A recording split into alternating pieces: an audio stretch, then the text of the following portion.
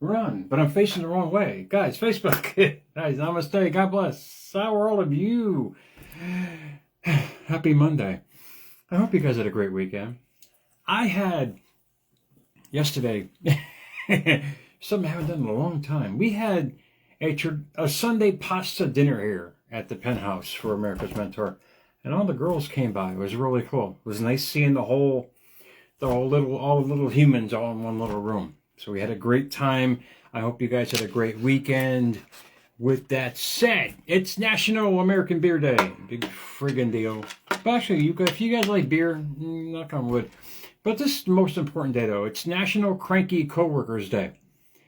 My only advice, I tell people, with cranky coworkers, get away from them as fast as you can. Just literally just run. Get away. Don't even, you start getting into banters like that, and I tell Victoria that all the time.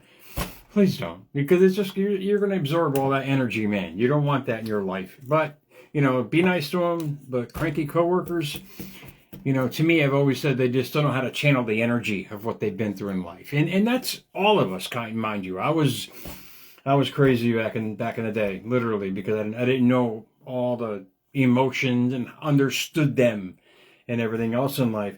And as I went along in life saying, wait, why is this happening? Why is that happening? You start asking those kind of questions, man, you're going to start getting some amazing answers. But, and I saw this real, man, with AI, and I wanted to share with you guys because it's really cool, because it's indeed questions that you ask yourself in life that you realize, well, why isn't this happening? Why is this not happening? If you start asking better questions internally, you're going to get attracted to the right answers. And this came from AI. From a reel. I didn't write her name. I apologize. But it denotes great information that led to something that few of us even realize that we have. But listen to what she asked AI. She goes, what are humans doing wrong when it comes to receiving abundance? And a lot of us ask ourselves the same question every day. Why am I not receiving what I am asking for? And I've gone through this many times in America's Mentor. You're not getting what you're asking for because you feel like you don't have it. Remember that. You feel like you don't have it. Remember that part. Humans block abundance by believing they need to earn it. That belief is a trap. This world is a mirror, not a reward system. Hence, that's the reason why so-called bad people do very well, monetarily and whatever it's their belief system about it. That's how powerful it is. You don't receive what you deserve. You receive what you broadcast. You don't receive what you deserve. You receive what you broadcast. I mean, to me, that should be the lesson for everybody. You figure out what kind of broadcast system, what kind of energy you're emitting every day. You'll realize what you're attracting. That, you get answers to all of these questions just by asking more questions. You're always led to the answer. And about receiving abundance, clarify what abundance means to you. And by living in that state of mind, in essence, you're channeling energy in a way that you've always wanted to. Cranky coworkers, per se, or people that don't know how to channel their energy are just living back there. I get it. I did it. I was a pro at it, man. You ask any of my kids from early on in the years, things were flying, heads were ducking. That's just understanding how to channel energy the right way. When you ask the question about how can I get better at this, how can I do this more, how can I achieve more, your own AI, your internal broadcast system is going to give you the answers. But few of us realize how it actually works. And this is what brought me to tonight, because I've been holding on to this shit for several days, man. I've been trying to get on, but obviously things have not panned out that way. But put this picture in your mind. Outside my little door here of the studio in the old penthouse is my electrical board. You guys, you all have that. I forgot what they call the actual formal name, with all the little circuits on there for each appliance and so on and so forth. At work, it's 6 feet tall with hundreds of buttons, because you have hundreds of different electrical currents going on in there. The one in your house is the one that we've been living by. I'm going to clarify this really. It's just going to make sense, believe me. We've always dealt with, to understand, only the five senses: to see, hear, smell, taste, and touch. Hence that small little electric board sitting outside my door. It only has a few buttons. That's all you need to understand. That's what life has taught us as well.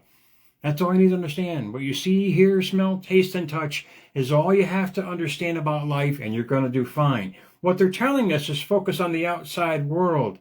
There's 10 more senses that few of us realize that we're using. We forget how to use them. They're on this huge board internally. We forget how to turn them on. And when they are on, we don't know how to use them as well. This is just amazing.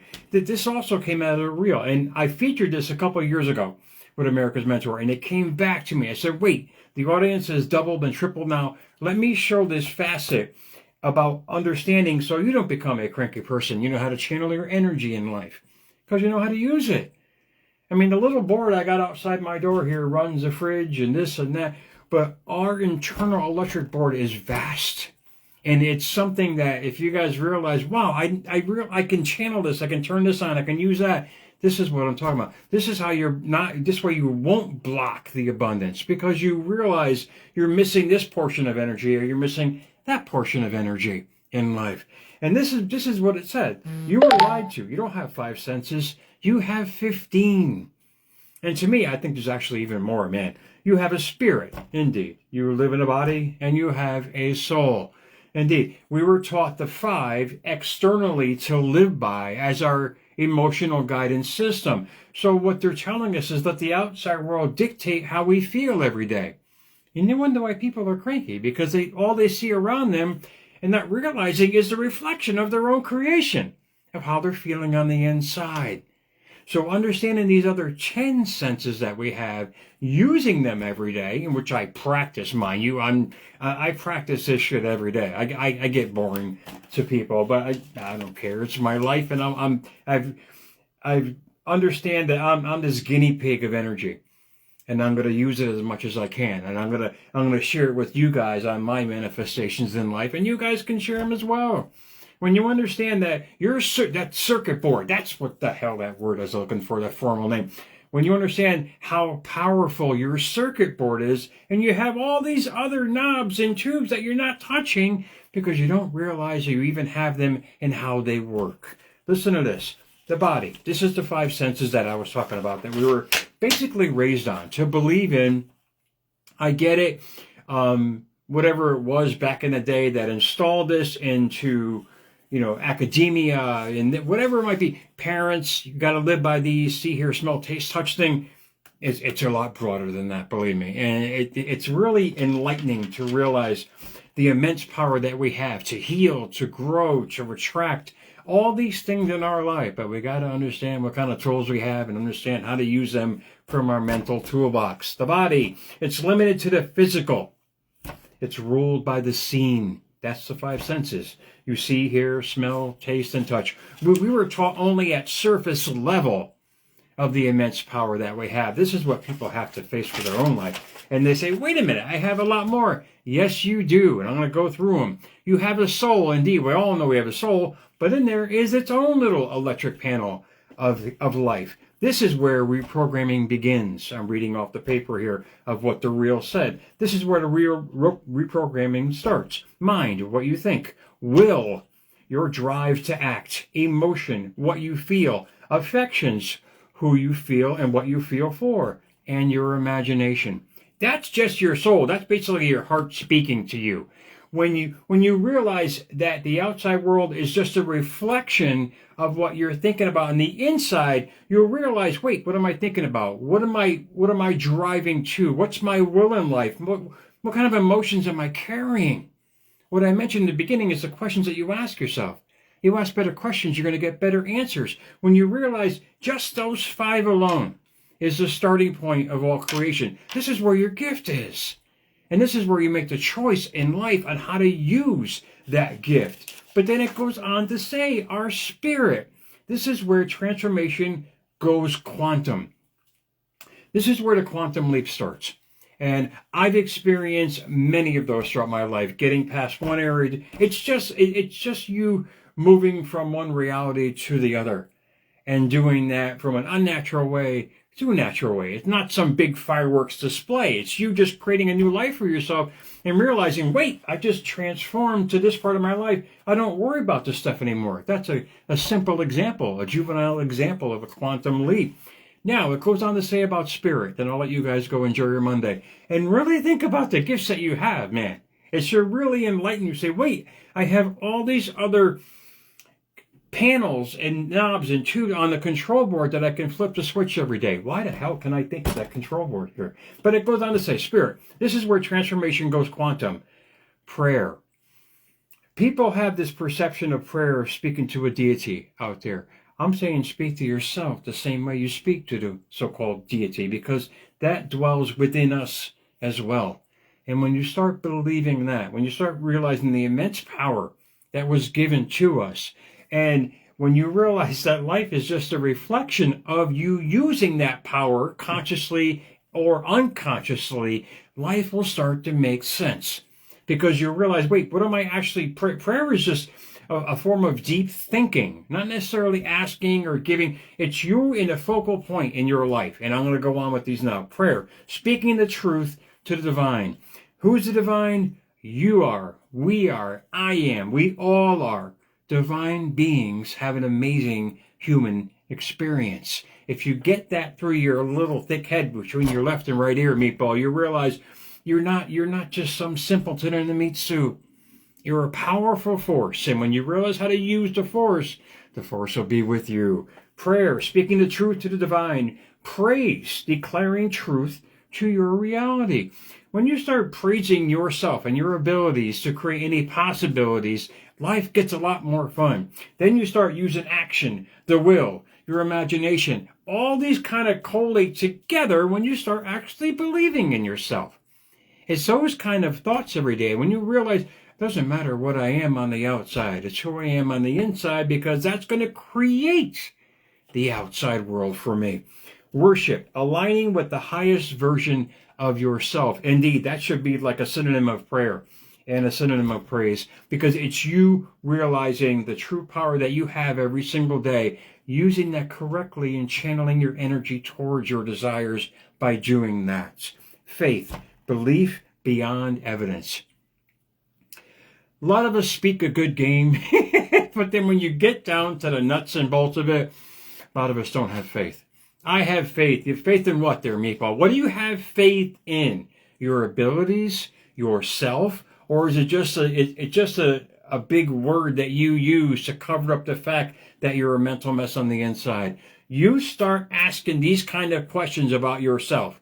Because when I realized the true faith I have in my abilities, when I started realizing the gift that I have, it's these kind of epiphanies that'll wake you up to realize who you truly are. And the last word is meditation.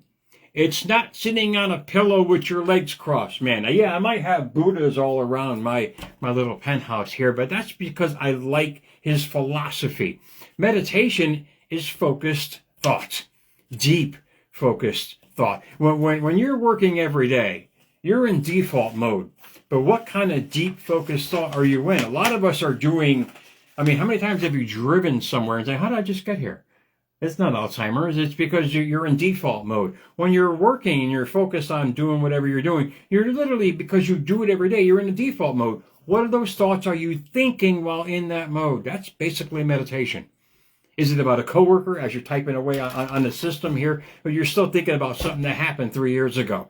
That's meditation. That's your focal point. You got to change that. You got to change from where you've been to only where you want to go in that state of mind. That's true meditation. It's living in the present moment of the reality that you want to create constantly. That unnatural state, once the distractions start alleviating what's going on in your life, because it's true focus on what you want to have, be, and do, that's when you start getting clarity. Then you start using, guess what? Your imagination. You start getting better pictures. The whole thing for me about transformation was clearing my mind. So the frontal lobe can do its job. When you let this amazing meat suit, do its job, get all the electrons and protons and atoms all in order to start creating a better cell tower, per se, you're going to start emitting better energy, better attraction, better attraction, better life, better destiny, better reality, better health, spirituality. Everything falls into place because all these words, like I said, all crisscross. You use one, it gets attached to the other. And this control panel that we have of the 15 senses is an amazing tool. But once you realize how to use it and the true power that you have, the oneness, the divine being that you are, having this amazing spiritual experience in a Mitsu, you realize the kind of person that you're creating. You'll take better care of yourself. You'll take better care of your thoughts. You'll surround yourself and your environment with only good in your life. That's the whole point. Because from that point, that present point of focus of so-called meditation, you start imagining. Then you have the will. Then you act upon that will. Then you start believing in yourself. You start praising your abilities. See how all the words are all coinciding with each other? You're flipping on the switch of the control board because now you get it. That's the point. You start using these 15 senses. You start understanding them. You start applying them. You start changing your life. So really think about it, man. Happy Monday to all of you guys. I'm glad to be back. Had a couple medical procedures going on. I got the nurses really pissed off. I'm not a very nice patient, but all is healthy. All is well. America's Mentor _radio on Instagram. Hashtag American Mentor on YouTube. Much love for the new followers on YouTube, guys. Thanks. Much love for the shorts on there as well. Enjoy your Monday, guys. Really think about it. We don't have 5 senses, man. Plus 5, an immense control board of that. Once you realize each one, they're all interconnected in this amazing loop of life, you'll realize what you're attracting, guys. Enjoy your night. I'll talk to you guys soon, man.